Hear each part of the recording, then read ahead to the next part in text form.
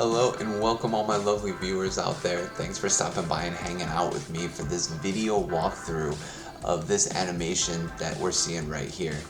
So let's go ahead and let's dive in and see how I brought this to life. Alright, so the first thing that I'm going to be touching on is the character. One thing that I like to do is before I even start animating, I like to give this character a backstory. I like to give him personality. Because this personality is going to dictate how you're going to block out your animation. You know, when I look at this character, I'm seeing the skateboard, I'm seeing the crazy wonky glasses. He looks like he's a fun guy that you just want to go hang out with, to have a good time. And as you're seeing in the animation, I tried to portray that. He's not like some serious broody kind of guy that's just gonna be walking around all stiff. He's very loosey-goosey, you know, like upbeat vibes.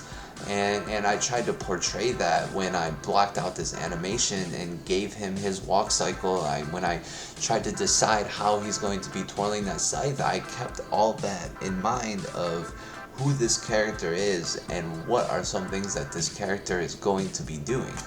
And that's one thing that I think really sets this apart. Now that we kind of have the vibe and the personality of the character, now the next step that I like to do is I like to break down my animation. When I'm talking about breaking down my animation, what I'm talking about is what am I going to be making this character do throughout the animation. And so I like to break it down into little bite-sized chunks to make it a little less stressful for me. So the first thing that I worked on was the walk cycle. And based on the personality that I gave this character, he's more of an upbeat, kind of carefree kind of guy.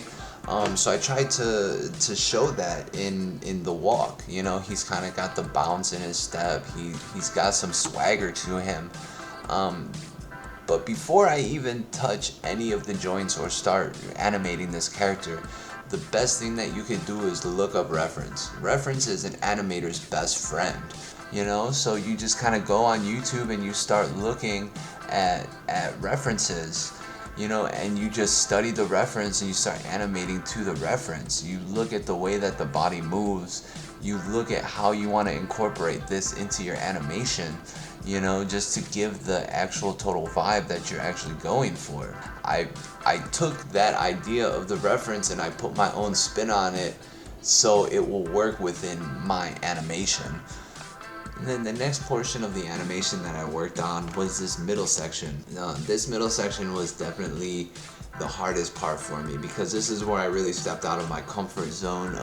This is really where I wanted to push myself and see where I stood as an animator. But going back to the walk cycle, before I even started animating this, I realized I don't know how to twirl a bow staff or make this scythe twist and turn like that. So again, I went back to YouTube and I was watching a bunch of tutorials on staff spinning, you know, and I think this really brought my animation to the next level because I used real world techniques that I learned on the internet, and it really made this animation look cool like it is right now.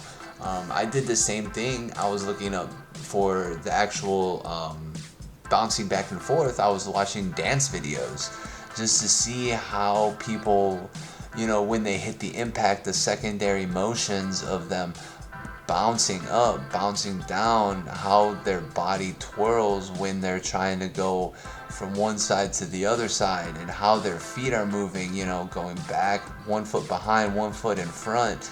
And watching these tutorial videos and the dance videos really helped me get a better understanding of how this character should be moving. That brings us to the last portion of the animation that I worked on, which was our character hopping on his board and skating off into the sunset, so to speak. If you haven't noticed the theme, I went on YouTube and I was looking up some slow motion videos of people getting on skateboards, people dropping their boards and jumping on, you know, and that kind of is the running theme. Before you start animating, make sure you look your reference, do your research. You know, it's the only thing that it's gonna do is it's gonna make your animations look that much better. And I can't recommend it enough. Alright, and there we have it. Thank you all so very much for sitting down and hanging out with me as I broke down how I came about creating this animation that we're seeing here right now. I had so much fun revisiting this project and just remembering how much fun I had doing it. Remember, art is fun, and I hope this video sparked something in you to go create something new. You know, if you liked what you saw, make sure you like, make sure you subscribe, and I hope to see you next time. And remember, in the meantime, keep on creating.